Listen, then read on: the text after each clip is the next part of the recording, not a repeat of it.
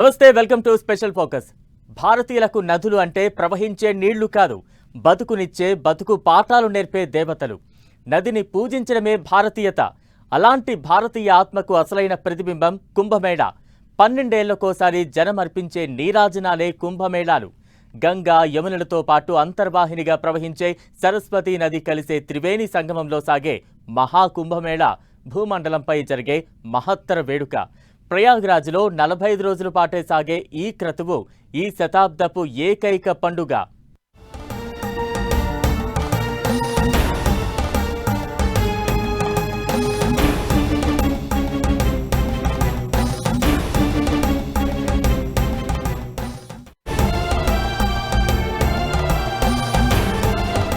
నలభై 45 రోజులు, 40 కోట్ల మంది భక్తులు. భారతీయ ఆత్మకు అసలైన ప్రతిబింబం. ఈ శతాబ్దపు పండగ మహాకుంభమేళా. దారులన్నీ ప్రయాగ్రాజ్ వైపే. మహాకుంభమేళా ప్రపంచంలోనే అతిపెద్ద ఆధ్యాత్మిక కార్యక్రమం. భూమి మీద అత్యంత భారీగా భక్తులు హాజరయ్యే గొప్ప ఆధ్యాత్మిక వేడుక.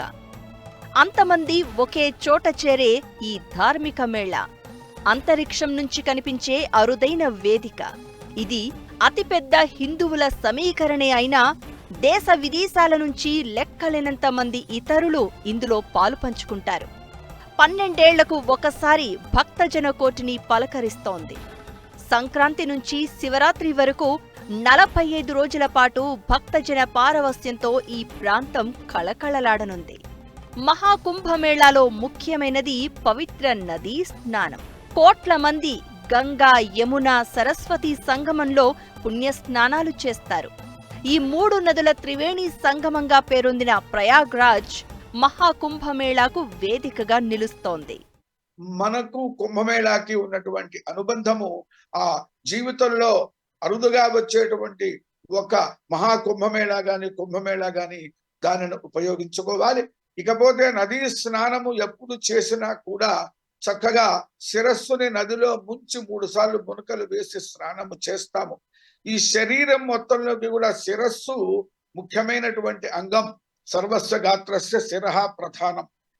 4 ఏళ్లకొకసారి 4 చోట్ల కుంభమేళా జరుగుతుంది. హరిద్వార్, ఉజ్జయిని, నాసిక్, ప్రయాగ్రాజ్లలో ఈ వేడుక నిర్వహిస్తారు. మహాకుంభమేళా 12 ఏళ్లకొకసారి వచ్చే అతిపెద్ద ఉత్సవం. చివరిసారిగా 2013లో జరిగిన కుంభమేళా తర్వాత 2019లో అర్ధకుంభమేళా సాగింది. 2019లో అర్ధకుంభమేళాకు దాదాపు 20 కోట్ల మంది వచ్చారని ఉత్తరప్రదేశ్ ప్రభుత్వం అంచనా. గంగమ్మ తల్లిని మనసారా పూజించి స్నానమాచరించే అరుదైన అపురూప సందర్భమే మహాకుంభమేళా. ఈ వేడుకలో పాల్గొనేందుకు మంచు కొండల్లో ఉండే సాధువులు, మనుషులకు దూరంగా నివసించే అఘోరాలు, భక్తి మార్గంలో నడిపించే ఆధ్యాత్మిక గురువులు, దేశవ్యాప్తంగా ఉండే భక్తులు, వీళ్ళు వాళ్ళు అని లేకుండా అందరూ ఒకచోట చేరతారు.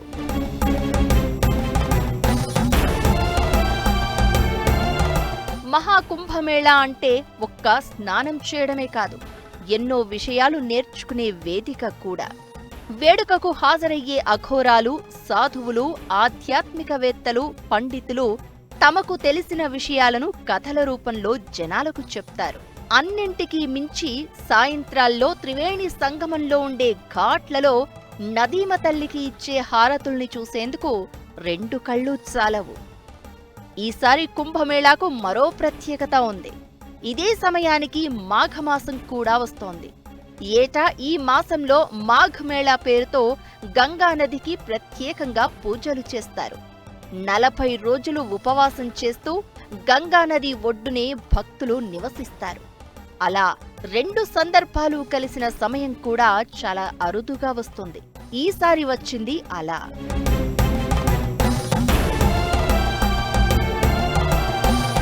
45 రోజులు సాగే కుంభమేళాలో 6 రోజులు అత్యంత పవిత్రం.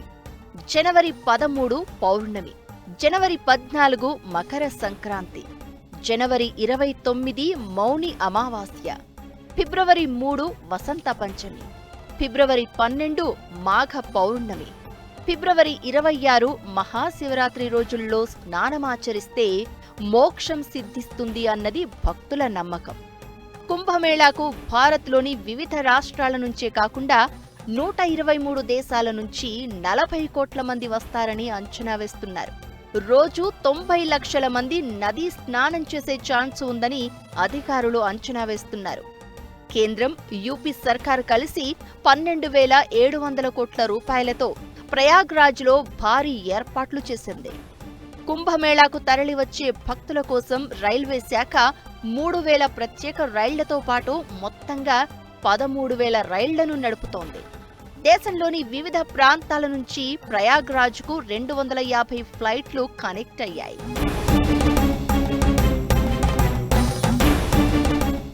ప్రయాగ్రాజ్ పిలుస్తోంది, ఆ గంగమ్మ రమ్మంటోంది.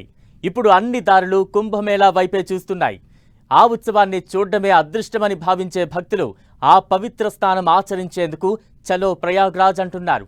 కోట్ల మంది భక్తులు వచ్చే అవకాశం ఉండడంతో ఎవరికీ చిన్న ఇబ్బంది కూడా తలెత్తకుండా జాగ్రత్తలు తీసుకుంటున్నారు. చీమ చిటుక్కుమన్నా తెలిసేలా భద్రతా ఏర్పాట్లు చేశారు. ఇప్పుడు అందరి బాట ప్రయాగ్రాజ్ వైపు. గంగమ్మ ఒడికి చేరుకునేందుకు దేశమే రెడీ. భక్తుల కోసం యూపీ సర్కార్ భారీ ఏర్పాట్లు. చీమ చిటుక్కుమన్నా తెలిసేలా సెక్యూరిటీ. 45 రోజులు గంగానదీ తీరాన ఏర్పాటు చేసే టెంట్లతో చిన్న నగరమే క్రియేట్ అవుతుందంటే అర్థం చేసుకోవచ్చు ఎలా ఉంటుంది పరిస్థితి అని. భక్తులకు ఎలాంటి అసౌకర్యం కలగకుండా టెంట్లు, తాత్కాలిక బ్రిడ్జిలు ఇలా ఎన్నింటినో నిర్మించింది యూపీ సర్కార్. త్రివేణి సంగమంలోనే తాత్కాలిక ఘాట్లు ఏర్పాటు చేసింది. ఇక్కడకు వచ్చే రకరకాల సాధువులు ఉండేందుకు, పూజలు చేసేందుకు వీలుగా ప్రత్యేక టెంట్లను సిద్ధం చేసింది. దాదాపు 40 కోట్ల మంది హాజరు కానున్న ఈ ఉత్సవానికి ఏకంగా ఓ ఆర్టిఫిషియల్ సిటీనే క్రియేట్ చేసింది. నిరంతరం అందుబాటులో ఉండే వైద్య సేవలతో పాటు ఫ్రీగా ఆహారాన్ని అందించే ఏర్పాట్లు చేస్తోంది. ఎమర్జెన్సీ సేవల కోసం ప్రత్యేక యాప్ను కూడా అందుబాటులోకి తీసుకొచ్చారు.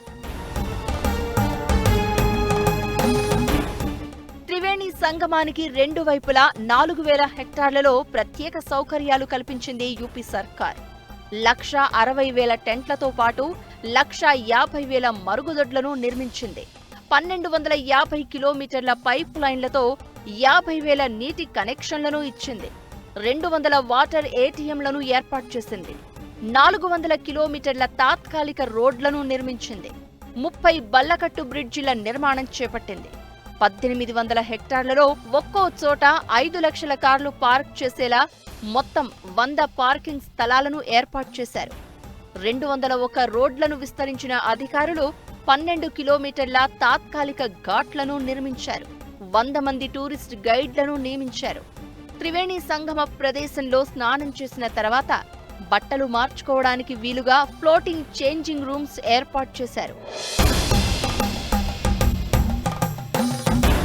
భక్తుల భద్రతకు యూపీ సర్కార్ పెద్దపీట వేస్తోంది. పటిష్ట నిఘా కోసం డ్రోన్లను ఉపయోగిస్తోంది. 30,000 సీసీటీవీ కెమెరాలతో పాటు 2,000కు పైగా ఏఐ ఆధారిత కెమెరాలను ఉపయోగిస్తున్న అధికారులు ప్రతి ఒక్కరిపై నిఘా ఉంచబోతున్నారు. ఇక 50,000 మంది పోలీసులు భద్రతా ఏర్పాట్లలో భాగం కానున్నారు. 100 మీటర్ల లోతుకు వెళ్లగల అండర్ వాటర్ డ్రోన్లతోనూ నిఘా ఏర్పాటు చేశారు అధికారులు. కంట్రోల్ సెంటర్తో ఎప్పటికప్పుడు వీటిని పర్యవేక్షిస్తారు. ఇక 56 మంది సైబర్ సెక్యూరిటీ నిపుణులను మోహరిస్తున్నారు. 100 బెడ్లతో సెంట్రల్ ఆసుపత్రి, 25 బెడ్లతో 2 సబ్ సెంట్రల్ ఆసుపత్రులను ఏర్పాటు చేసిన అధికారులు 125 అంబులెన్స్లను అందుబాటులో ఉంచారు. 15,000 మంది శానిటేషన్ సిబ్బందిని నియమించారు. టెంట్ సిటీ పేరుతో యూపీ టూరిజం శాఖతో పాటు ఐఆర్సీటీసీ సహా 11 ప్రైవేట్ సంస్థలు టెంట్లు ఏర్పాటు చేస్తున్నాయి. Dormitory, double bedroom villa, single bedroom, Maharaja cottage పేర్లతో బుకింగుకు అవకాశం కల్పిస్తోంది. వీటిలో బెడ్, అటాచ్డ్ బాత్రూమ్, సోఫా, భోజన వసతి కల్పిస్తున్నారు. కొన్ని టెంట్లను సంప్రదాయ పద్ధతిలో గడ్డితో నిర్మిస్తున్నారు. రోజుకు 1500 నుంచి 1,10,000 వరకు అద్దెతో టెంట్లు అందుబాటులో ఉన్నాయి.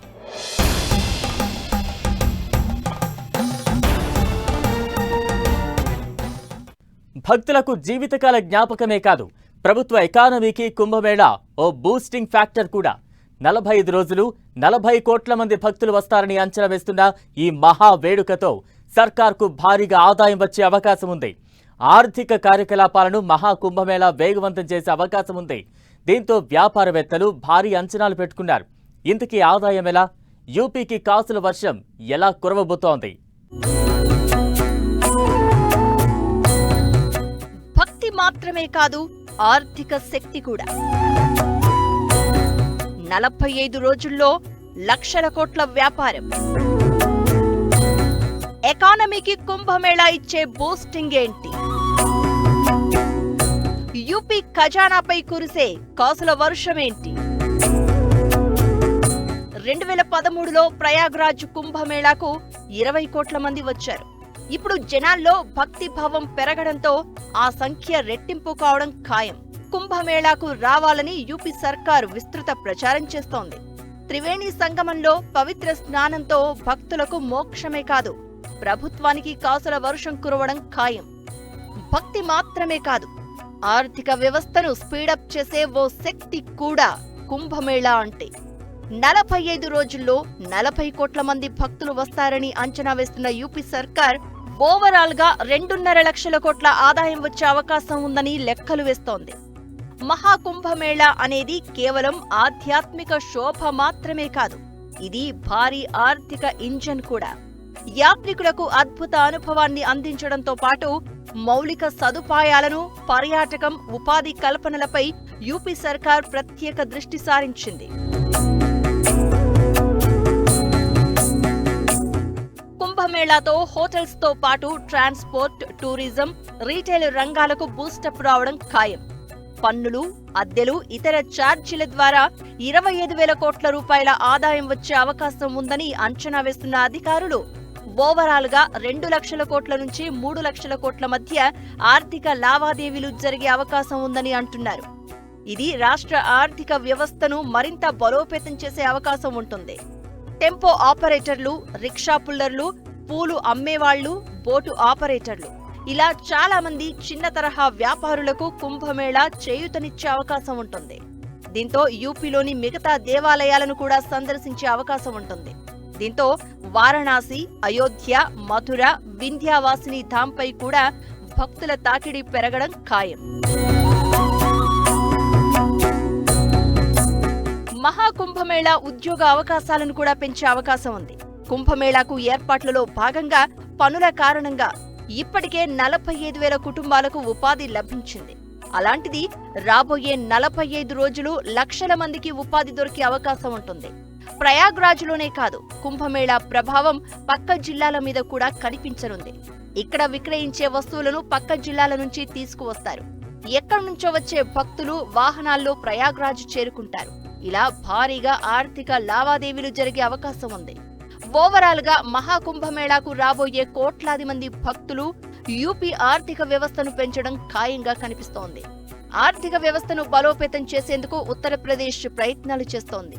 ఆ లక్ష్యానికి కుంభమేళా భారీ సపోర్ట్ గా మారే అవకాశం ఉందని ప్రభుత్వ వర్గాలు ధీమా వ్యక్తం చేస్తున్నాయి. కుంభమేళా పండుగ మాత్రమే కాదు, వేల సంవత్సరాల నాటి చారిత్రక మూలాలు ఉన్న ఆత్మీయ సాంస్కృతిక కార్యక్రమం. కుంభమేళా లాంటి ఉత్సవం ఇక్కడ కలిగే మోక్షం ప్రపంచంలో ఏ మూలకు వెళ్లినా కనిపించదు, దక్కదు కూడా. అసలేంటి కుంభమేళా? చరిత్ర ఏంటి? 12 ఏళ్లకు ఒక్కోసారి మాత్రమే ఎందుకు జరుపుకుంటారు? కుంభమేళా వెనుక కథ ఏంటి? అసలు ఎందుకింత పవిత్రం?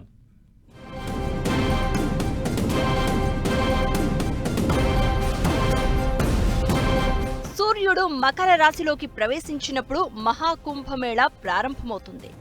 మహాకుంభమేళా సంప్రదాయానికి నాంది క్షీరసాగర మథనమని పురాణాలు చెప్తున్నాయి.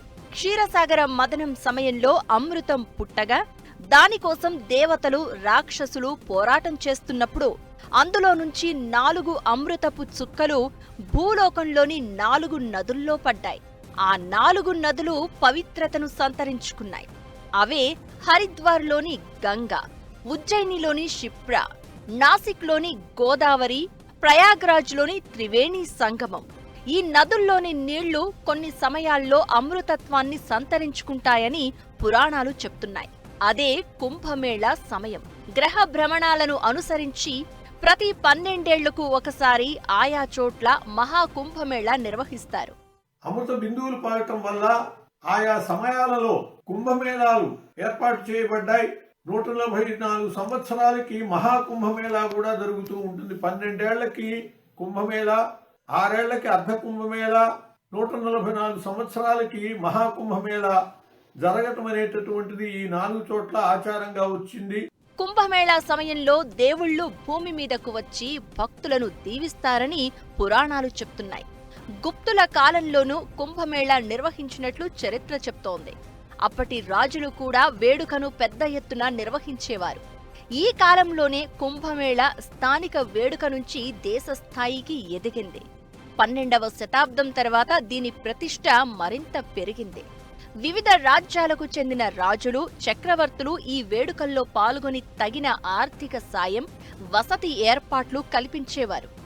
అక్బర్ కాలంలో మహాకుంభమేళా కోసం ప్రత్యేక నిధులు, భూ కేటాయింపులు జరిగాయి. బ్రిటిష్ పాలన సమయంలోనూ కుంభమేళా విశిష్టత మరింత పెరిగింది. సాధువులు, అఘోరాలు మాత్రమే కాకుండా సాధారణ జనాలు కూడా పెద్ద సంఖ్యలో పాల్గొనేవారు. 1918 కుంభమేళాలో మహాత్మాగాంధీ పాల్గొన్నారు. ఈ వేడుకలు జనాలను ఏకం చేస్తున్నాయని బ్రిటిష్ ప్రభుత్వం వ్యతిరేకించింది. పన్నులు విధించి అణగదొక్కే ప్రయత్నం చేసింది. స్వాతంత్ర్యం తర్వాత తొలిసారిగా 1954లో మొదటి కుంభమేళా నిర్వహించారు. అక్కడి నుంచి ఈ కార్యక్రమం నిరంతరాయంగా కొనసాగుతోంది. ప్రతిసారి భక్తుల సంఖ్య పెరుగుతూనే ఉంది. కుంభమేళాలో పుణ్య స్నానం చేస్తే పాపాలు తొలగిపోయి పునీతులవుతారని భక్తుల నమ్మకం. కుంభమేళాల్లోనూ రకాలు ఉన్నాయి. మొదటిది మహాకుంభమేళా. 144 ఏళ్లకు ఒకసారి నిర్వహిస్తారు. ఇది 12 పూర్ణ కుంభమేళాలతో సమానం. దీనిని ప్రయాగ్రాజ్లోనే నిర్వహించడం ఆనవాయితీ. రెండోది పూర్ణ కుంభమేళా. ప్రతి 12 ఏళ్లకు ఒకసారి నిర్వహించే కుంభమేళా ఇది. అయితే పూర్ణ కుంభమేళాను మహాకుంభమేళాగా పేరు మార్చుతూ 2018లో యూపీ సర్కార్ నిర్ణయించింది. మూడోది అర్ధ కుంభమేళా. దీన్ని 6 ఏళ్లకు ఒకసారి నిర్వహిస్తారు. దీని పేరును కుంభమేళాగా మార్చారు. నాలుగోది మాఘమేళా. దీన్ని ఏటా నిర్వహిస్తారు. మినీ కుంభమేళా అని పేరు. మహాకుంభమేళా జరిగే అన్ని రోజులు ఆ ప్రాంతం దైవనామ స్మరణతో మార్మోగుతుంది. ఎముకలు కొరికే చలిలోనూ నూలు పోగైనా ధరించని నాగసాధువులు, ఏళ్లపాటు కఠిన దీక్షలో ఉండే సాధువులు, అన్ని బంధాలను తెంచుకుని దేవుడి కోసం పరితపించే సిద్ధులు దర్శనమిస్తారు. ఈ అపూర్వ వేడుకను చూసేందుకు 2 కళ్ళు సరిపోవంటే అతిశయోక్తి కాదు.